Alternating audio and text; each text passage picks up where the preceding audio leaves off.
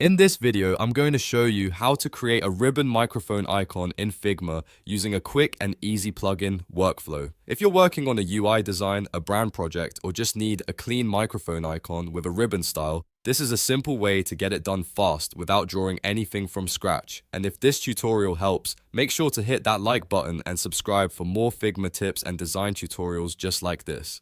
Alright, let's jump in. First, open your design in Figma and go to the bottom toolbar.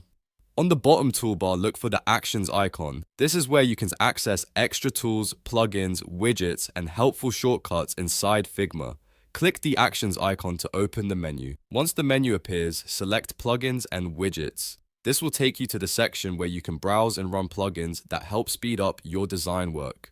In the search area, type Iconify. Iconify is a very popular plugin because it gives you access to a huge library of icons directly inside Figma, which makes it perfect for finding exactly the style you need without leaving the app. After you find it, run the plugin. When Iconify opens, you'll see a search bar. Click inside that search bar and type microphone. Then press enter to search. Iconify will load a wide range of microphone icons from different icon sets and styles. Take a moment to browse the results and look specifically for a ribbon microphone icon or a microphone icon that matches the ribbon style you want for your design. Once you find the one you like, simply drag and drop the ribbon microphone icon onto your canvas.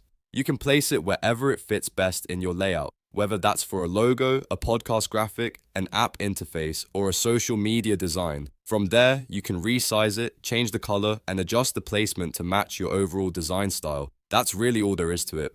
In just a few clicks, you can add a professional-looking ribbon microphone icon in Figma without building one manually. This is a huge time saver, especially when you need clean icons quickly and consistently across your project. If this video helped you out, don't forget to like the video, subscribe to the channel, and turn on notifications so you don't miss the next Figma tutorial. Thanks for watching, and I'll see you in the next one.